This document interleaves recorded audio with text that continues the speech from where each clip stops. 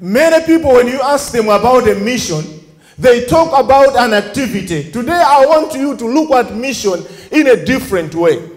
Mission is beyond an activity.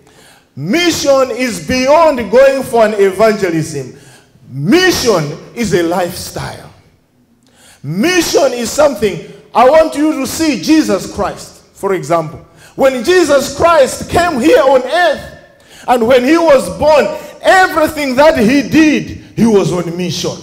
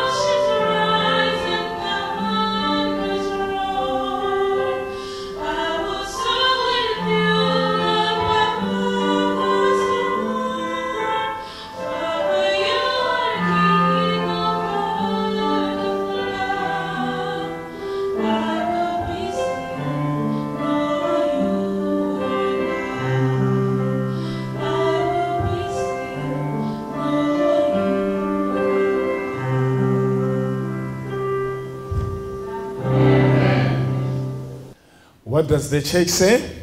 Amen. In a special way, I just want to thank Victoria for that beautiful singing, and thank everybody who has taken part, my wife for the story. Thank you, Pastor Due, for the introduction. I know sometimes when introductions are given, you would think that maybe it's somebody else. But I just want to thank you so much for the brotherliness that you have shown since we knew each other in 1998 up to this day. We have been together. Every time we meet, God has a purpose. So thank you so much, because when we came to America, sometimes they say when people travel, they change. But you never changed. You were there to welcome us and also to support.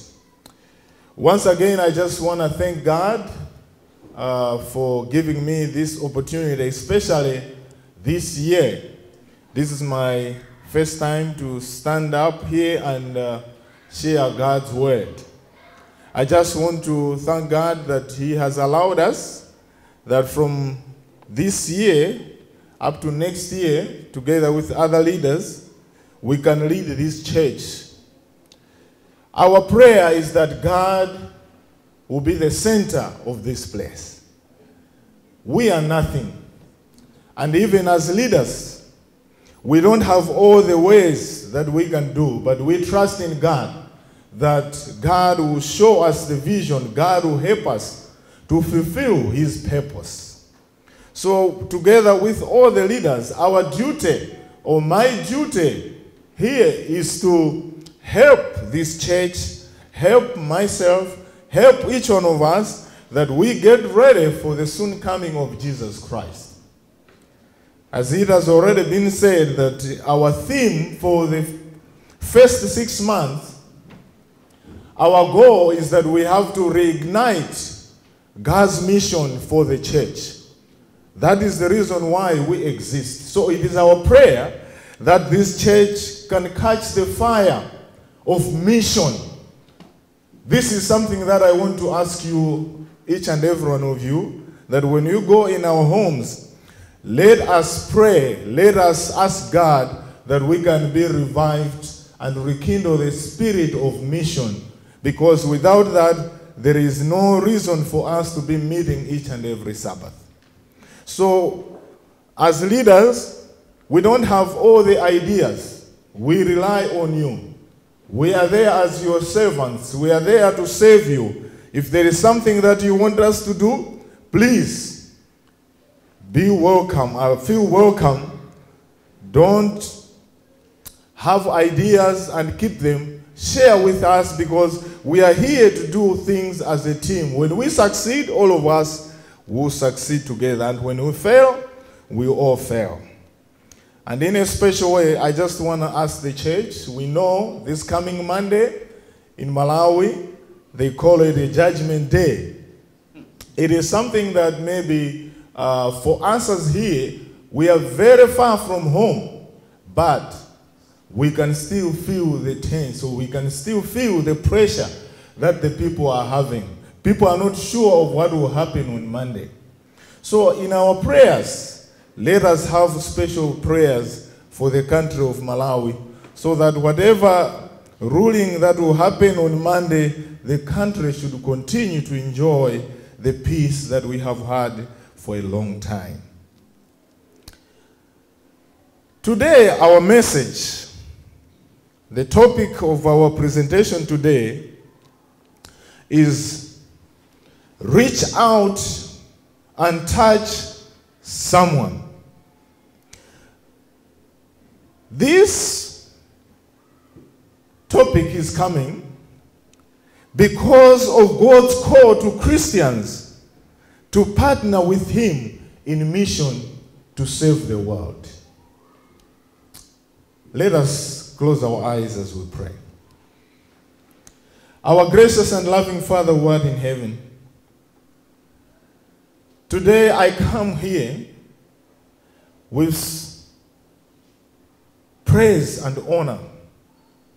I want to ask you in a special way, as I'm standing here to preach, Lord, I ask you to be with us. Help me so that when I deliver this message, whoever listens to this message must be recharged for your kingdom. Touch my brain cells, touch my lips, so that when I share this message, Lord, many people can see mission in a different way. Begin with us and end with us. It's our prayer in the name of Jesus. Amen. Reach out and touch someone. Today, if you ask many people in the church to say, even in Malawi or even over here, and say, what are the plans that the church has for the 5 years that are coming? For the coming 5 years, what are your plans? You will not be surprised to hear that many of them will be saying, we have got plans to grow this church. We have got plans to go out there and do evangelism. We have got plans to make this church full. We have got plans to make our church known. As much as this is very important, I want to register to you this afternoon, that the major challenge of our church is not only growing the numbers of the church, but to transform the imagination of our leaders, for them to see that it is not about getting their churches filled. It is about joining with what God is doing in this world. The mission that we have, Vincent read Matthew 28 verse 19, which says, therefore go and make disciples of all nations, baptizing them in the name of the Father and of the Son and of the Holy Spirit. This is the great commission that we have been given. One thing that I want to register, to submit to you this afternoon, is that Jesus, or God, is the author of mission. And he has been in mission. That's the reason why when Adam and Eve sinned, it was not Adam who went to God to ask for forgiveness. It is God who was in the business of searching. God left his heavenly splendor. He came into the garden, walking towards the garden, calling, Adam, Adam, Adam, where are you? When God was calling Adam, he was on a mission to save humanity. Therefore, God is the source. God is the author of mission. But one thing that we want to know is that God is inviting people to join him in this mission. You know, partnership, I've used the word that God wants to partner. If you go in business, when people are making partnership, you cannot think of a small company partnering with a huge company. Usually when people are making partnerships, they look at the potential. They look at the financial muscle. That's why when companies are big, they can partner because they can speak on the same language. You cannot go there with your maybe $1,000 and you want to partner with somebody who is a billionaire. That cannot work. So in this matter, what we are seeing is that God, who is a creator, who is above, and we are nothing, but God decides to partner with human beings who are sinners in this work of preaching the gospel. What do we say, church? That's God's love, God's grace. That's why we say for us to be called the sons and daughters of God, it's God's grace. God wants to partner with you and me. So for you to be in this mission, it is something that we shouldn't take it for granted. It is God's blessing for us to partner and work with him. Let me remind you, there was a time in Malawi when we had Kamuzubanda. When it was tree planting season, there was a time that he started doing that. Whoever planted the tree with Kamuzu, everybody knew that he was planting a tree with who? With Kamuzu. Just by planting the tree together with Kamuzu, People were excited, even by shaking hands. I remember some people, when Kamuzu was passing, he would stretch his hand and shake hands. Once they shake their hands, those people, when they went home, they will be telling everybody, don't touch me anyhow. I've been greeted by Camus. This hand shook the hand of Camus. It was an excitement because Camus was a hero. Camus was somebody up there. Working with him was an honor. But today, I want to tell you, it is not Camus who is asking us to partner, but it is God who is the creator. God the creator, who is planting the seed of the gospel, is inviting humanity, is inviting us humans to partner with him in planting the seed which is the gospel. This gospel is the word that we have to take it out there. So what we are suggesting is that changing the imagination of the church may not be very easy. You remember, you guys, in Malawi, there was a program. It started on TV. I knew about Reach Out and Touch. It was on MBC TV. That time, Bright Malopa was the director. It was a very good program. Why was it good? It was a Reach Out and Touch program where they would go out in the villages, find people that were poor, find people that were needy. Then they will help them. It was beamed on TV. It started with few people. But what happened was that when the people saw the results, there were so many people who were interested. Companies, even individuals, were donating money to MBC so that they can help so many people. Many people would come with their testimonies how they were helped. The program was very good until politicians came in. You know, anytime a politician comes in a program, you have to know that there is something wrong that is happening. When politicians saw that the program was working well, politics of the day entered in there because they used it to trumpet for the second term. And that was a problem because it caused a lot of problems, and that good program died. Here in America, this word, reach out and touch, is not a new one. Reach out and touch someone was a meme, was a word that was used by AT&T when they started with their business. They had this word which they were saying everywhere, reach out and touch someone, because it was the message that they were promoting, that the phone was connecting people. So reach out and touch someone by using the phone. But today, I want to use the same meme for another word where we are saying, God is calling us to reach out and touch someone with the gospel. Christianity is a mission.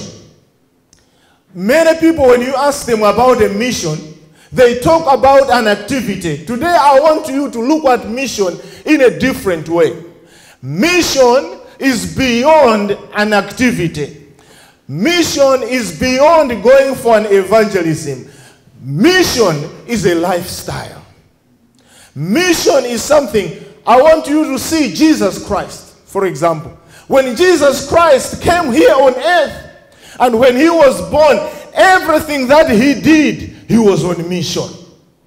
Jesus did not plan. When he was playing with his friends, he was doing mission. When he was talking to people, he was on mission. His life was not compartmentalized. It was not divided that today I'm in mission, tomorrow I'm doing this. His life was in mission each and every day. Mission was his lifestyle. Today, the problem with our church, the problem with the Christians today is that mission, we have taken it to be activities that we do. And the problem is that people during the week, they'll be planning that this coming Sabbath, I'll be going for a mission. Forgetting that mission is a lifestyle. What does it mean? As a lifestyle, it means everything that you do, you need to know that every time you are working, every time you are sleeping, every time you are working, every time you go to school, you are on God's mission. If each one of us remembered that we are missionaries, as a missionary, like Pastor Dos, when he came to Malawi, wherever he went, people knew that Dr. Dos is a missionary who is at Lakeview. Anything that he did, people did not mind whether it was at church or what. If they found him as a missionary during the week doing something, people would have been discouraged, or maybe doing some, or using bad words, or even drinking. People would have been like, why is he doing that? He's a missionary. Because when you go out for a mission, it's 24/7. No time for you to say, now this is my time. This is time for the mission. This is the reason why the church today, we are failing to fulfill the mission because we have demarcated it to certain activities. So as a church, we need to rekindle the spirit of mission. This is the reason why here in the church, we need to find the best way on how we can rekindle the spirit of mission. They say the church has got 5 qualities. I want to see, there was a study that was done, that for a church to be missional, it must have 5 things. I want us to assess our church. According to Wars and Ross, 5 marks of mission in the 21st century, they are saying number 1 is to proclaim the good news of the kingdom. This is the first mark that the church should have. Number 2, to teach, baptize, and nurture new believers. And the third one, to respond to human needs by loving service. And the fourth one, to seek to transform unjust structures of society. And number 5, to strive to safeguard the integrity of creation and sustain and renew the life of the earth. Let me just look at it, break it down, so that as a church we can see. I was just looking at this and look at the Seventh-day Adventist church to say, where are we? I was just looking at the church in general before I come to this church, Michiana, Malawi SDA church. So as a church, do we have any problem with number 1? Are we proclaiming the good news? What are we saying? Are we proclaiming the good news? Maybe we can pat ourselves on the back and say, we have got so many people going out there. If we go in Malawi, Pastor Soko, when he just went to Malawi, he was telling me that there are so many people, crusades are happening, people are preaching. We can say, we are preaching, but we understand that as much as we are preaching, we still have so many pockets of places where our message has not gone there. But we can give ourselves, if you are a teacher, what grade were you supposed to give yourself? What can we say? Are we 90%, 80%? Okay, 50? Let us go to the other one. To teach, baptize, and nurture new believers. Here is teaching, where you sit down, study the word of God, and also baptize and nurture. Nurturing, it means to keep them, to help them so that they should not go away. In other words, when the church is nurtured, there is less people leaving the church. If you analyze the worldwide church, are we doing better on number 2? What is our problem? Nurturing, we are not doing well. This is the reason why you find Pastor Eria was the executive secretary at South Malfield. He will agree with me that if we were as a church, we took a step to go and do the physical audit of our members, where we counted the people in the church and in the books, I want to tell you, there will be a disaster. There are so many people written in the books, but you don't find them in the church. There are so many people right now, the books have got so many people, but the people who are physical in the church, It's like we have got ghost members in the church. The church can say in Malawi, we have got 600,000 people, 700,000. But how many are physically there? How many are active? The problem, this is the reason why we have a problem that we baptize so many people and most of them are going through the back door. Many people are leaving the church today because we are not doing well on number 2. But somehow, we are still doing better. We cannot give ourselves a 0 because we have done our part. Let's go to number 3. To respond to human needs by loving service. If we were the worldwide church, do we understand what it means? What does it mean? As a church, to be involved in loving service, of going out there where people are in need of different things, whether it's food, whether clothes, in different kinds of things, loving service. Do we have structures that are out there helping people who are in need?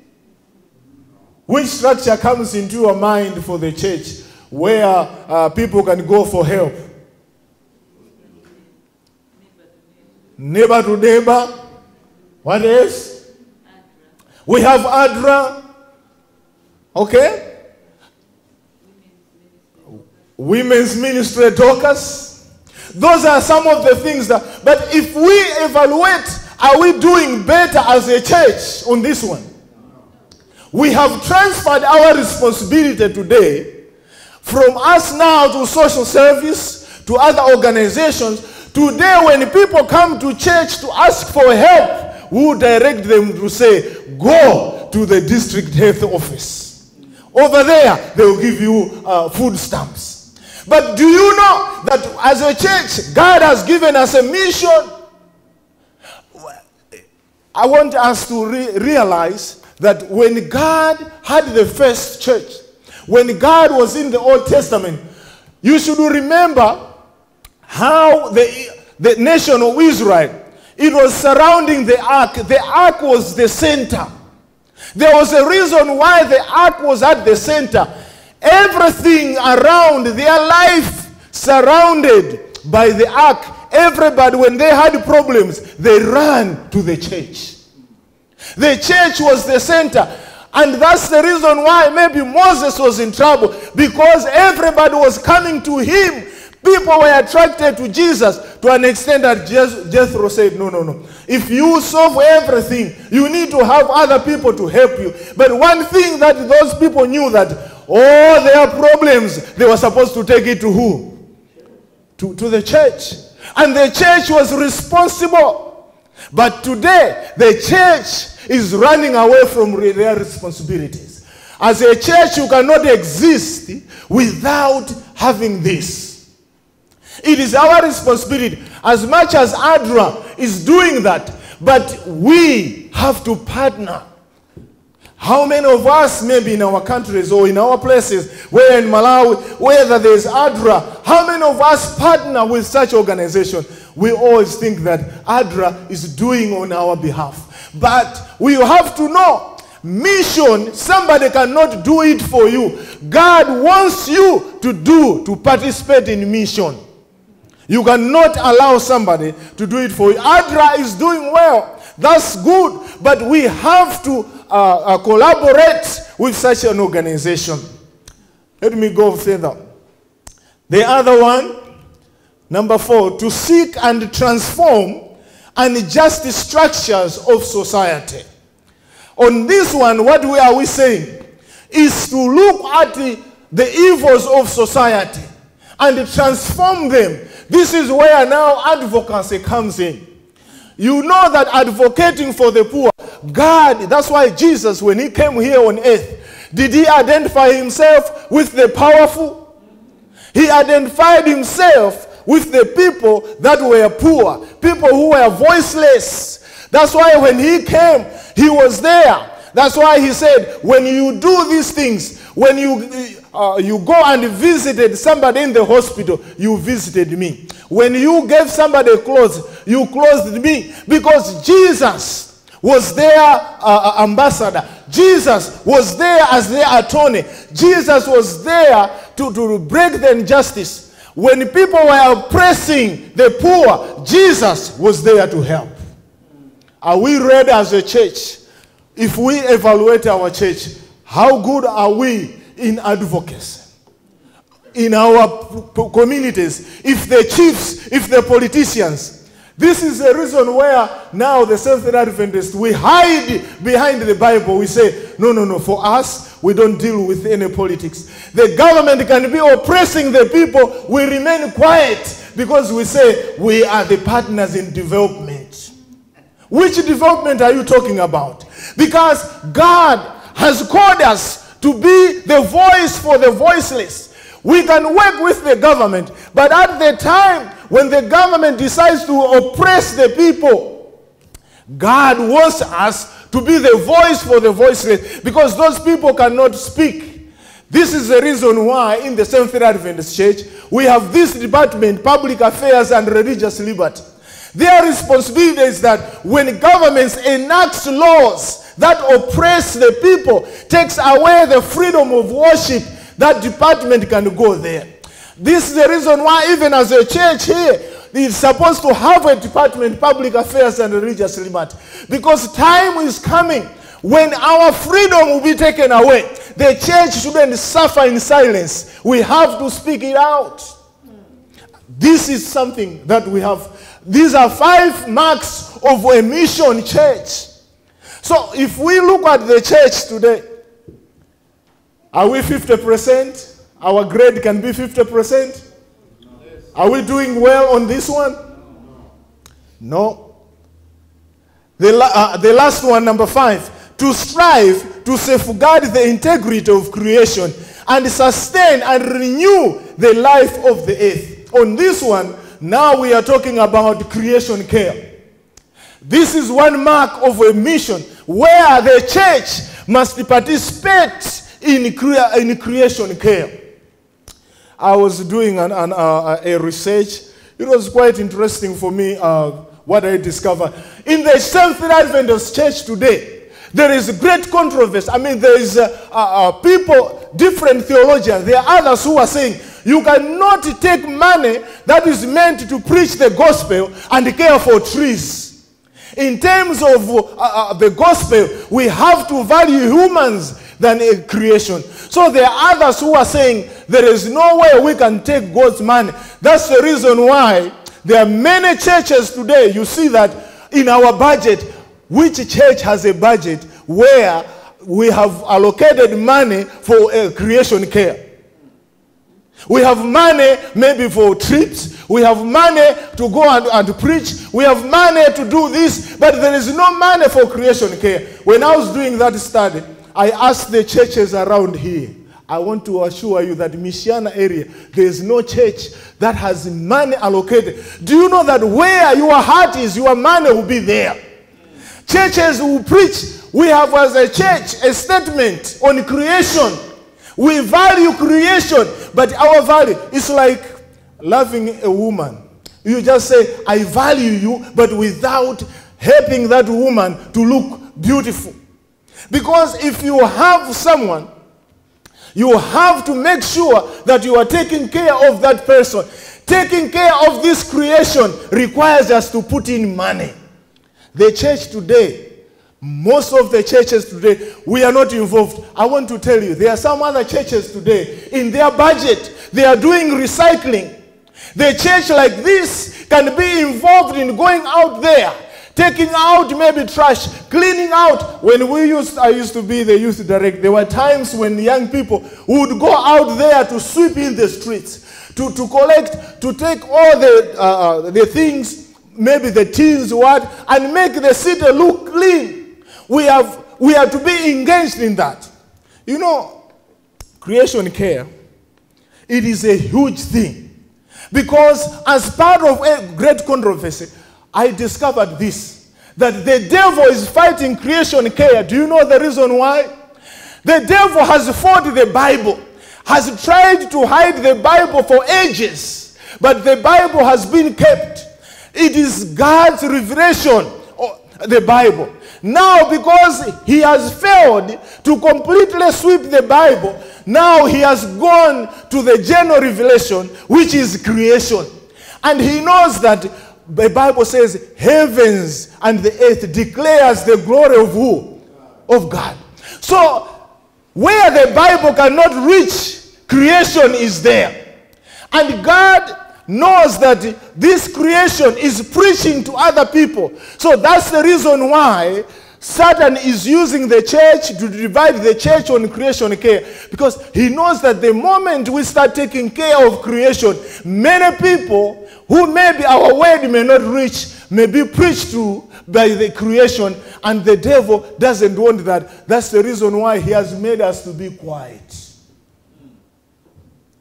So we have seen what we have at our disposal.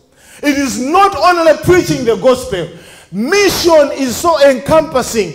We are supposed to look at mission holistically as a church. So what he said, that when a church has this, it has to evaluate itself.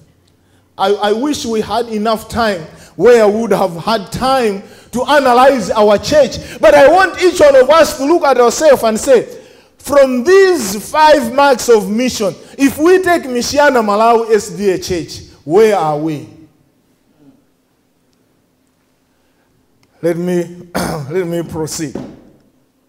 As a church, there is need for us to do something about this. Because if we are not very careful, the devil is taking advantage of what is going on. But as Christians, we have a duty. I want to show you something. That as a church, if the church is not doing mission, can you move? There's another sound. When the church is failing to do its mission, there was a study which was done by Aubrey Maffas. They are saying a church will die if it does not do what it's supposed to do. Because this church, another person who has championed what we call National Church Development, NCD, Christian Schwarz. This guy is a German, very intelligent guy. He has studied church development. He calls it natural church development. There are 8 qualities of a church for the church to be healthy. One of the things that he did, he studied the lilies. He talks about the lilies that Jesus Christ is talking. He compares the church to an organism. That for an organism to continue growing, there are so many things that it must have. So he said, if you don't take care of that plant will die.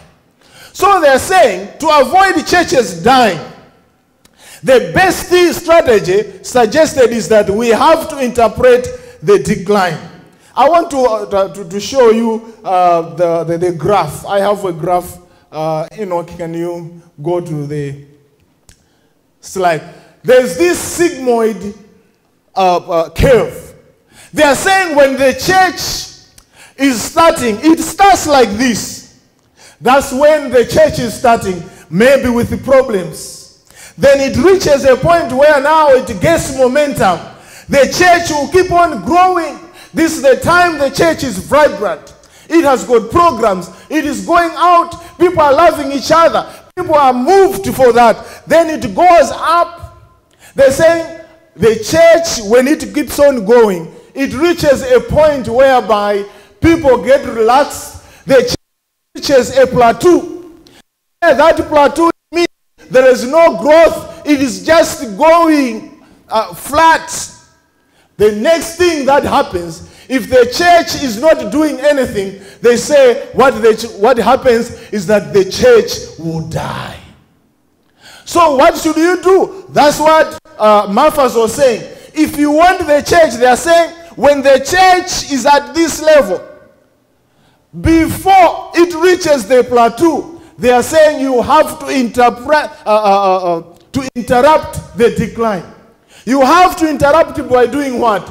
By restarting a program, or by coming up with a program that will revive the spirit that was there. Because most of the times, people wait until a time when it is plateau or when it is dying. They say when it is too late, the people have lost the sense of mission. Even bringing money becomes very difficult. This is the reason why they are saying if the church reaches a plateau and it is about to die, if you don't do anything, the only good thing you can do is to close the church maybe in that area and go at another place, maybe start another church in another area. What it means is that the church will die if it has lost its sense of mission. We exist because we are here for a mission. Once we forget about that, the church can easily die. So to interrupt it, you have to come up with a program. You have to find a way on how you can rekindle the spirit. Before I finish, there's a church in North Pacific in Asia, where they saw that the church was not growing, but they decided to do something. So I want to ask to see what the church decided there. When they saw that the church was not growing, the reason why I'm choosing to allow you to watch this short video is because we are living in a city. Sometimes we run out of ideas. People ask and say, how can we be involved in ministry? How can we be involved in mission? So I want us to see how the church decided to interrupt the decline by having a program that changed everything so that the church started growing. The church became vibrant. We may not follow everything to the letter, but we can get some ideas on how this church can be involved in mission.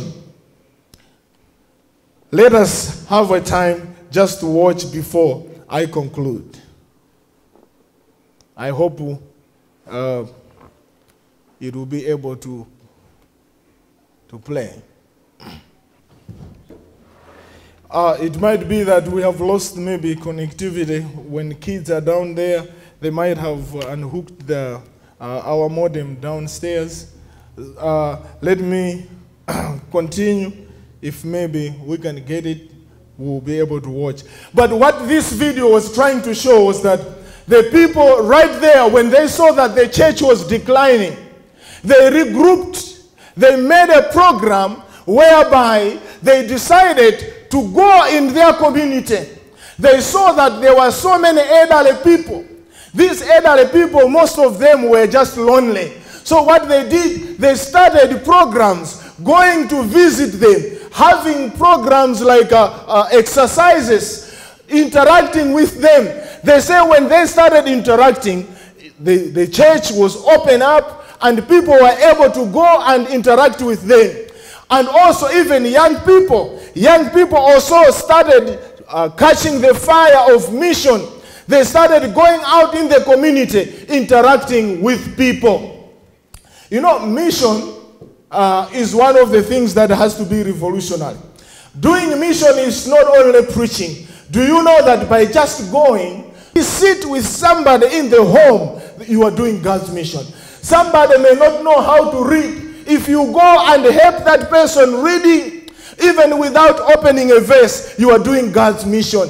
God's mission is even just going to help somebody who cannot clean their house. You go there and clean the house. So nobody can say that we have no power or we have no ability. That's the reason why we find that God gave us all these talents, all these abilities, because when he gave us all the gifts, God was preparing us for mission. They say our God gave us these talents so that we can be able to minister. So if you know how to sing, you don't have to wait to sing in the church.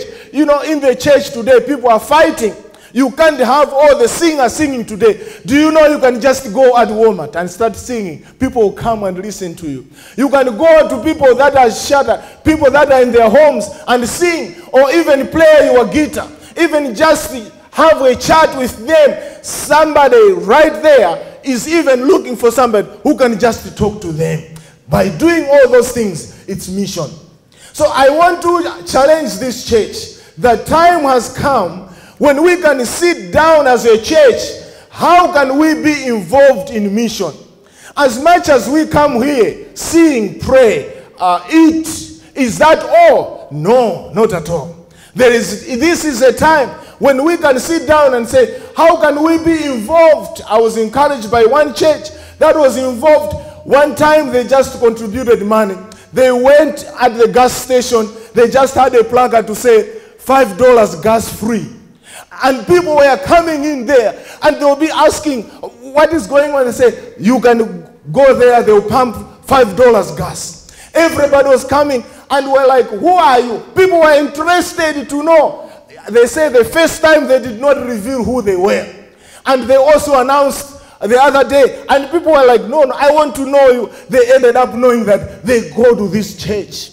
They say a lot of people were interested. Who are these people who can be at a gas station giving some people gas? Other people came to church and gave a testimony. That day you gave me $5 gas. My car was just low and you helped me with that gas. I'm just trying to give you that engaging in mission, it doesn't require more. It just requires us to be united and have a sense of mission and say, let us be involved in this. So what I want to invite you is that let us have time when we can sit down as a church, sit down and discuss what can we do as a church, because God wants us to be involved in church mission. How many of us this afternoon are saying, God, when we measure ourselves, looking at the 5 marks of mission, we find ourselves that we are not doing well. We are asking God that God help us, that we can catch the sense of mission. We want to be involved in one way or another and have all those 5 marks, if that is your prayer. Can you stand up with me before we pray? God bless you. God bless you. I know as a church, there are so many things that we have, but I want to ask you that if there is a priority that we have, it's mission. Mission that moves beyond activity, but mission that will become a lifestyle. Wherever we go, at workplace, traveling, when we are traveling, at a gas station, people that we talk to in a classroom, remember, we are on God's mission. Let us pray.